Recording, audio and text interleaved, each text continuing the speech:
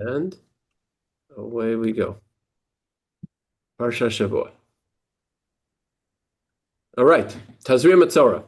Tazria Metzora is maybe the most technical of all the Parshiot. It is a super, super duper technical Parsha.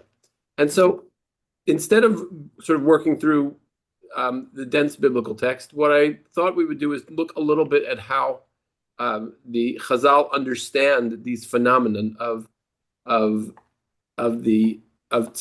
Tzaraat is this disease that has certain particular descriptions. It seems to be a whitening of the flesh. There might be, especially around the hair, and so this is the Midrash Rabbah. Midrash Rabbah says it quotes the pasuk Zot Torah Metzora, which translates to this will be the law of the Metzora. Metzora is just the noun form of someone who is stricken with tzaraat. Okay, just admitting a couple of extra people. Okay. So this is what is written. So there is a verse in Proverbs. Let me, okay. I have the actual verse. No, sorry. The verse in Proverbs is Proverbs 6:16. So I'll just pull that up here for us for a second.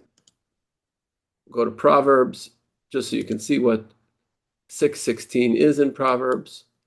But I actually have sort of it listed in a moment. But the verse in Proverbs is very instructive. It says, Sheish heina saneh Hashem, v'shoa to'avat nafsho. There are 6 things that God hates, and a 7th which is truly an abomination. So the rabbis are going to associate these 6 things that God hates, and the 7th with an abomination, to tzaraat, to the physical affliction of the flesh. Now, in this okay, fine, but it's good. Okay, I think we're not doing. I've just put everyone on mute. If you want to ask a question, and I'm actually going to throw some questions out, please unmute yourselves. But it says I'm going to work through the Hebrew here because the Hebrew is actually much better than the English for what the rabbis are trying to do, and you'll see why. God hates 6 things and abominates 7, or it could be abominates a 7th. The 7th thing he abominates. This is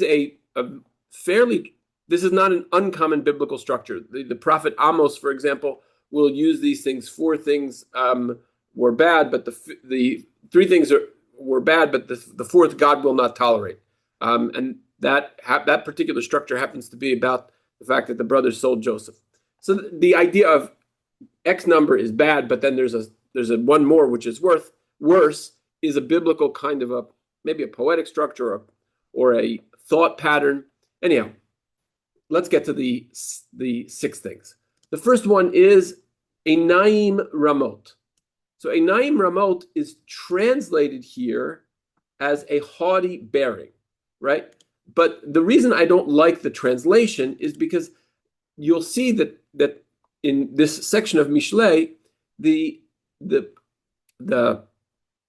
text is trying to play off the relationship between the physical and the spiritual, or the physical and the characterological, right? So Einayim Ramot really means being haughty, being arrogant, looking down on other people. But it is clearly chosen because of the word Einayim. Einayim means eyes. So if you just read this in translation, you're going to miss the whole thing because you're going to say, wait a minute, I don't understand.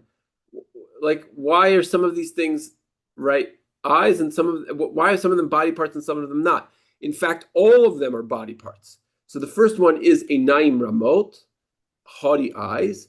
And then the next one is Lashon Shaker. Like that, yeah. Lashon Shaker, right? Lashon is the tongue, right? It's a lying tongue. And then we go to Vayadayim Shofchot Dam Naki, and hands that shed innocent blood. So here we have the first 3 things in the first pasuk are 3 different actions of the body. Then it says Lev Choresh Machshavot Aven, right? Now here it's translated as a mind that hatches evil plots, But here, what is the lev? Heart. Right, the lev is the heart. So here it's, again, we're bringing back to a body part. And here the body part is the seat of will. So it's the seat of will that wants to do different kinds of sins, right? And then we have raglayim mimaharot larutz lara. And we have legs that run to do evil things, right? That's a direct flight to Las Vegas. Maybe not. I guess different people do different things in Vegas, but there's a reason. Am I wrong that Vegas is called Sin City? No, you're not wrong. Okay, so Sin City, Rabbi, but some people just go there to golf. Fair enough, and some people like to go climb, the mountains or go see the Grand Canyon. Fair, all good. I'm just saying that there are definitely people who take the flight so that, and maybe not the best thing happened there, right? So that's raglayim mimarot larutz lara. That's when you're running to do the wrong thing. Then again we have yafiach kzavim eid shaker. So yafiach. Annie, what does yafiach mean? It's like to blow, so from right. ruach. So yeah, this is breath. Maybe this is the lungs, right? So maybe now we're straying a little bit from the body, but still, you get the idea that we're still engaged in some kind of body, some body engagement here, right? So, and the very last one maybe is not. So let's just is not the most body one, but u'mishalech medanim bein achim, one who incites siblings to quarrel, right? So here, this one, that's the last one.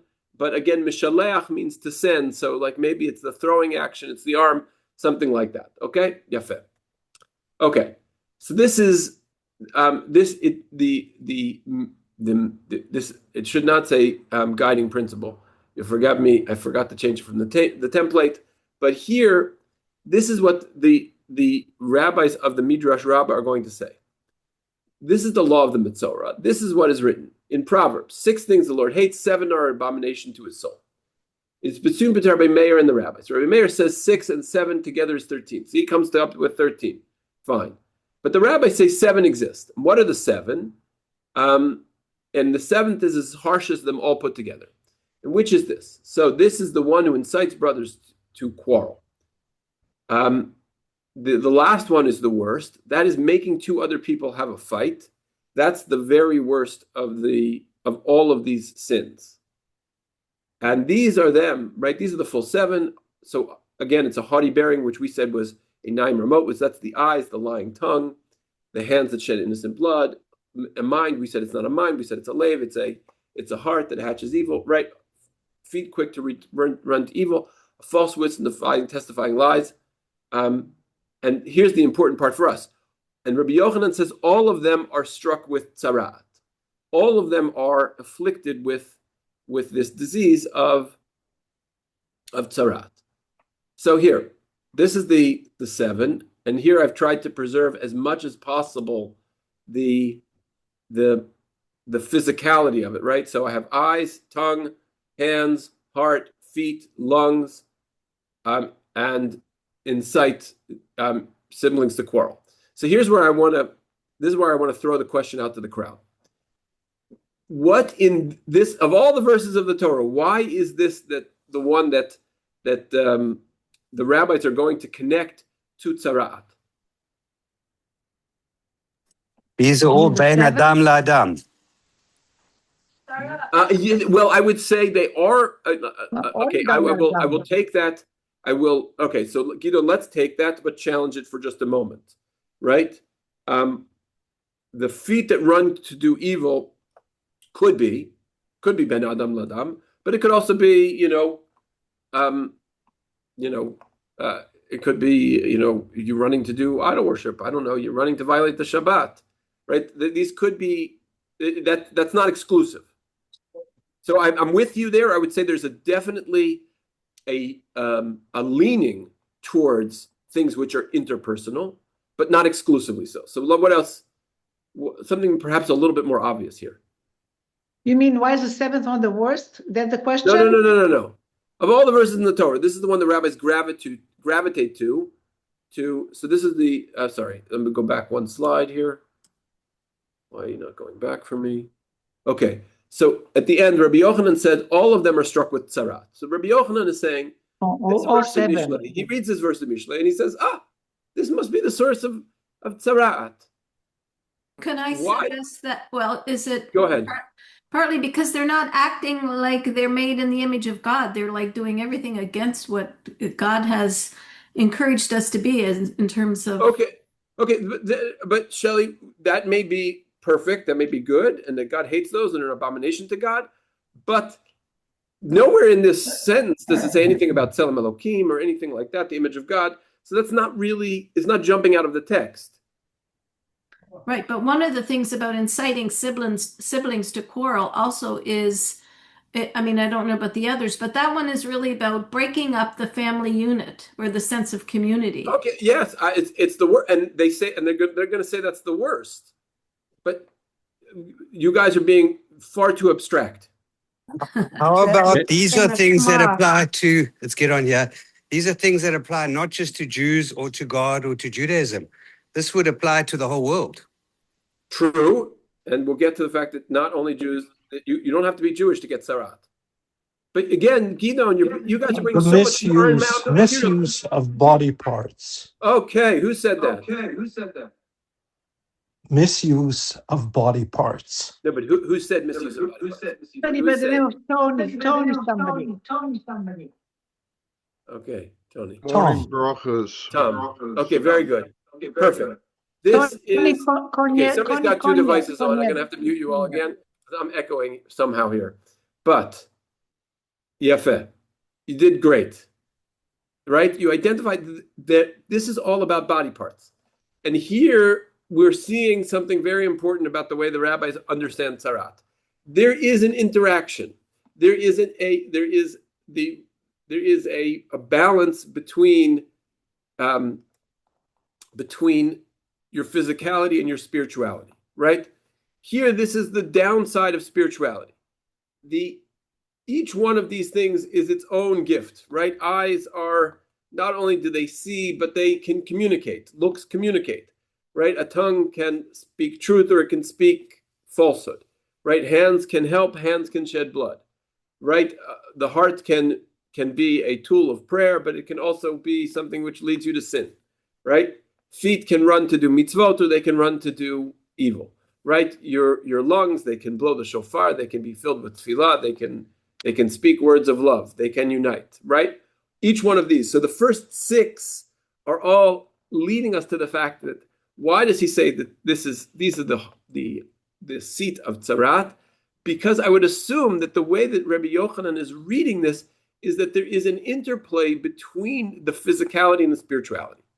And just like tzarat is the skin manifesting the moral rot of a person, so too this particular verse highlights that interplay between physicality and spirituality.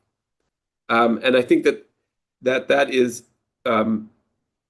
it seems to be the heart of things here. Now, if we want to take this up a level, right, and we want to say, okay, well, why is this? Perhaps let's take what Gidon said, is that out of the first six, right? Number one, eyes that look down. Number two, a lying tongue. Number three, hands that shed innocent blood. 4 is maybe goes either way. 5 maybe goes either way, but 6 certainly is between people. So out of the first 6, a solid 4 of them are interpersonal problems, and certainly number 7 is an interpersonal problem. So we're definitely saying 5 out of 7 are interpersonal problems, which will at least lead us to, it colors the way in which we see number 4 and number 5, right? That the heart that hatches evil plots and the feet that run to do evil, it would seem, at least the suggestion is that maybe they are doing that. This would lead us to say that tzarat seems to be a disease that is manifest not just of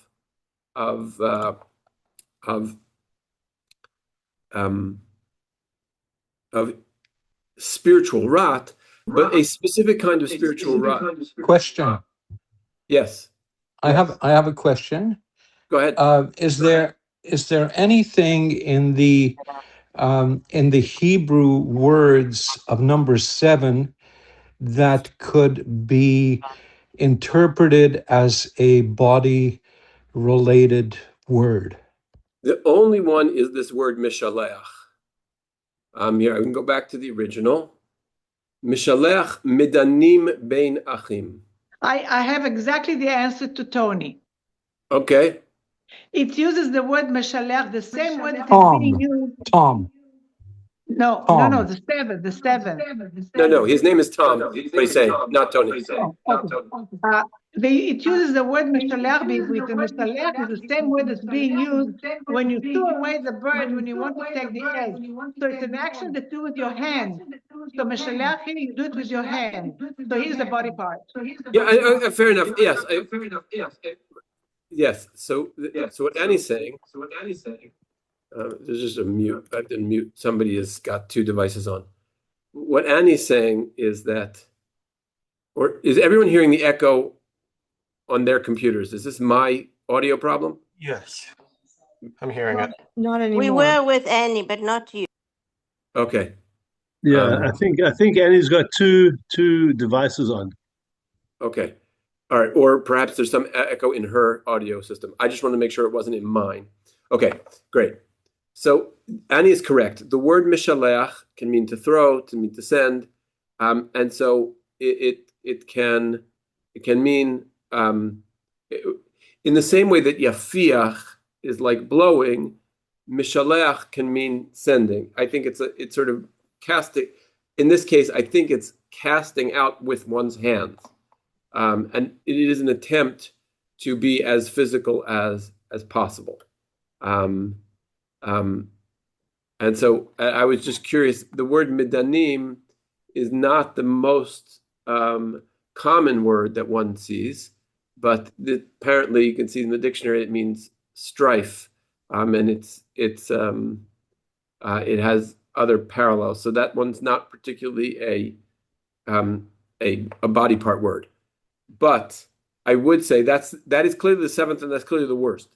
So I would say, though, this may be the source, the original source that we would find that would say this is what tzarat is really, the root of tzarat, because the biblical examples, and let's go. One of the things that we see is that there are several stories of tzarat that appear in the Torah, and here I'm just going to focus for a moment on Miriam. So the tzarat of Miriam is a tzarat that manifests because of what she says about Moshe, and it is and in the book of Devarim it says Zachor asher asa, remember what I did to Miriam. This is understood about lashon hara, right? So lashon hara is evil speech, is exactly that. Perhaps it creates enmity between people, and so this may be exactly where we see that source. But again, I'm going to want to methodologically kind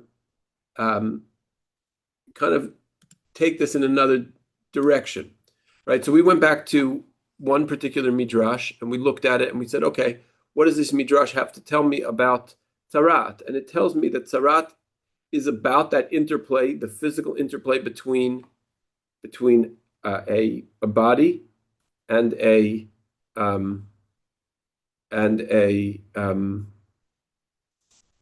spirituality, or the behavior, the character of a person.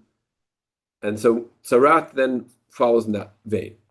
Here, though, there are several different stories of tzarat that appear in the Tanakh. The first one actually is Moshe Rabbeinu. If you recall, Moshe Rabbeinu inserts one of the signs that he's given is he's afraid that they won't believe him, and he's told to put your hand into your bosom, into your chek, right, and then take it out. V'hinei Metzora kashelik, and behold, it was leprous like snow. And then he puts his hand back, into his chest, and it is as clean as could be, right? So that Rashi says that the reason that Moshe is given that sign is because he did not think that the Bnei Israel would believe him. And so since he didn't believe he underestimated the Bnei Israel, in a way it was a sort of, you could say it was like a Lashon Hara, it was a way of they were diminished in his mind, and so that's why this was this particular affliction came to him. Interestingly, this sign is never presented to the Bnei Israel, and it's never presented to Pharaoh. This sign is given to him as a backup, or as one of the signs to show to Pharaoh, but he never actually shows it to Pharaoh, which is in itself interesting and maybe suggests that this is more to be instructive to Moshe than it was to be instructive to Bnei Israel. And because it was a conversation with God, it did not create enmity between other people. So maybe he did not have to suffer the social consequences of Tzarat, but nevertheless, he could imagine it in his own mind, which is powerful in and of its own. The story of Miriam we just spoke about. She speaks Lashon Hara about Moshe. It's Alisha Kushit Asher Lakach, about the Ethiopian woman which Moses took, and Moses separated himself from her, and it wasn't right. And Miriam does not understand that Moses' prophecy is different than Miriam's, and so that was the episode of Miriam speaking ill against Moshe.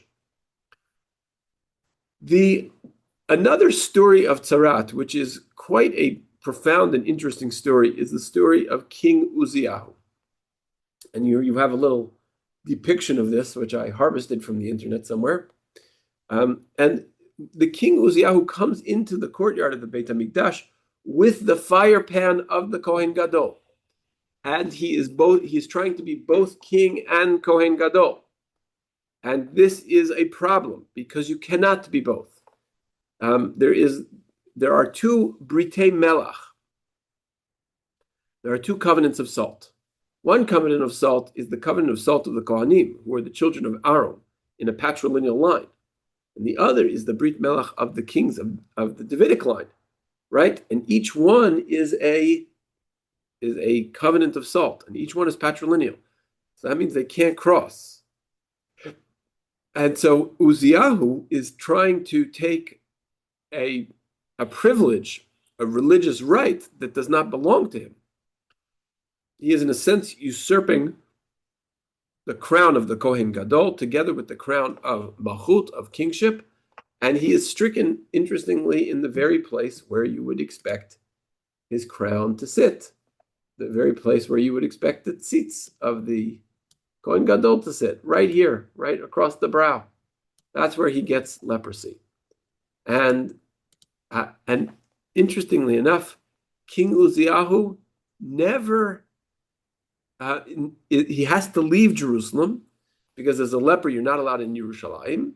And in addition to leaving Jerusalem, he never actually is able to return to the Beit HaMikdash. So he's sort of left out there on his own. Next story is the story of Naaman. Naaman is a general of Aram, right? Aram is Syria. In Hebrew, Aram Sova is Aleppo. Aram Naharaim is Damascus. So Syria, the area of Syria is called Aram. Once upon a time, there was a nation called Aram that ruled there. That nation dominated over Israel, and during the days of the prophet Elisha.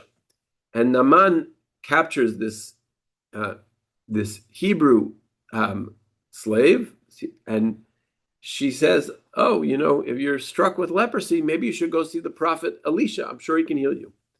So he comes up with a pretext to go down, and he speaks to the prophet Elisha, and Elisha says to him, you need to wash yourself 7 times in the Jordan.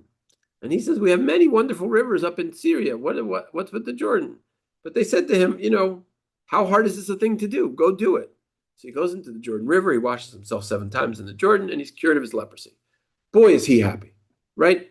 Now he is in a place of extreme gratitude to the prophet, to the God of Israel, because now he's cured of his leprosy. Couldn't be happier. and he wants to give Elisha a gift. And Elisha says, no, I don't want a gift. It is enough for you to recognize the God of Israel. When you get back up to Aram, make sure that you worship the God of Israel. Now you have the second most powerful person in Aram, the general, who owes a favor to the God of Israel. Maybe that favor to the God of Israel makes it hard for him to attack the people of Israel. But at the last moment,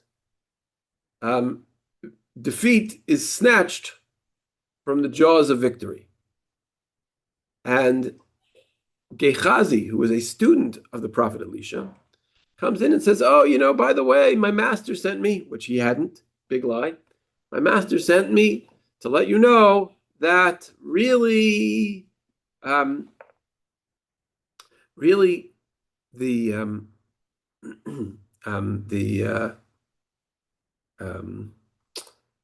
were a couple of students of the prophets, the Nevi'im, they didn't get a gift.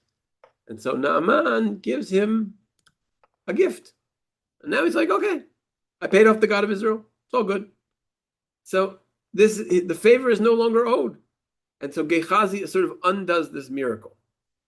And Gehazi then becomes a leper forever. And the Haftorah, which is normally read on the Shabbat of Tazria Metzora,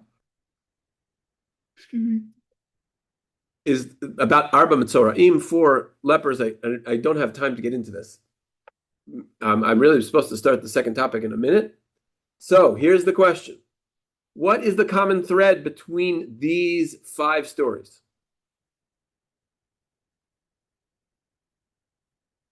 This is a little harder, huh? Lies and deceit. Is it the, hello? Yeah, so there's lies and deceit might work with some of them. Yeah, Lynn? Is it because they all involved Hashem not liking what was done and basically wanting to make the point? Okay, so each one of them has some element of either lack of faith in God or lack of faith in God's decision. Okay, I'll go with that. Okay, so there is that element in there. There is also, you could say that, all of them have some sense of self-interest before greater interest, right? And of self-preservation, Rabbi? Well, maybe to a certain extent of self-preservation, but each one is, perhaps there's a certain selfishness in each one. Moshe and Miriam are a little harder to argue for, but Uziyahu obviously is taking more than belongs to him, and Naaman is also taking. Naaman is a little harder to explain, but maybe he was a greedy general, and Gehazi certainly took more than he deserved, and he undermined God's mission. I would say, though, in a way, as just maybe a wrap up on all of Tzarat, each one of them is failing to truly believe in the team. Each one is failing to really play for the greater whole.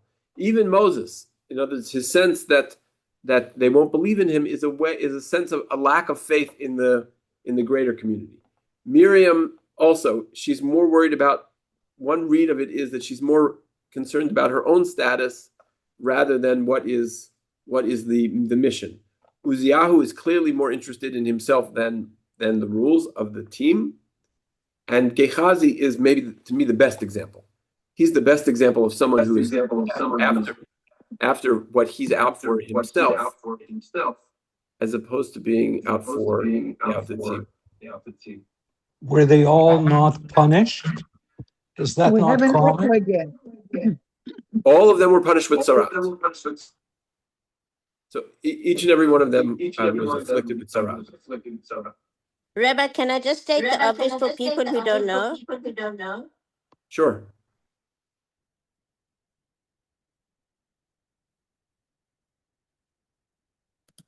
Well, actually, Moshe is doing just to make a point. He didn't do anything wrong. But okay, yeah. So Moshe is a little bit. It's a half tzarat. Wait, Anita, go ahead. Sorry, I was saying that the Yiddish word soros comes from No, the word sarat. no. It is. No. It is, Annie. It's from tsarot, different word. So hold on. Okay, let's just here. Let's I'm gonna I learned in Yiddish that it's leprosy when you say soros. okay, No. so here, hold on. Let's go back to a moment. Linguistic disputation. Okay. I think the echo is gone now, I think. Actually, hold on. Okay, here, Metzora. Okay. So here's why I would say that may not be entirely the case.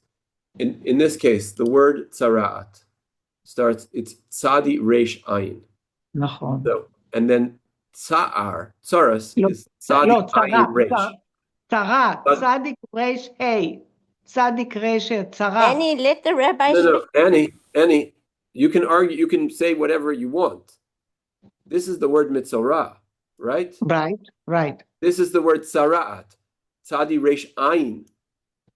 Yeah, this is the same root, but No, it's not. It's hold on.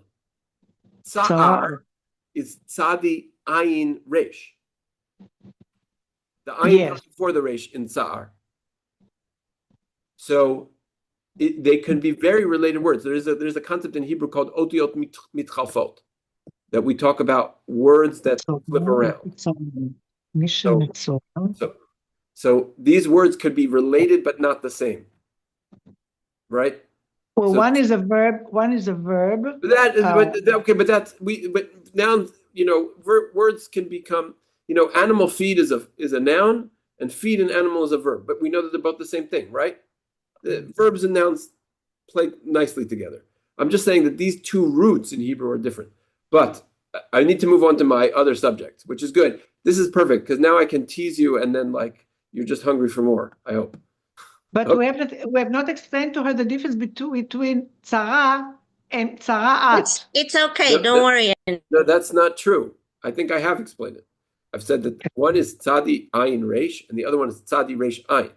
And I have said they can be close cousins because Hebrew has a concept of flipping letters. So those two can be related, but not identical. Why they're related, how they're related, good question. But we're moving on. We're moving on to the other subject.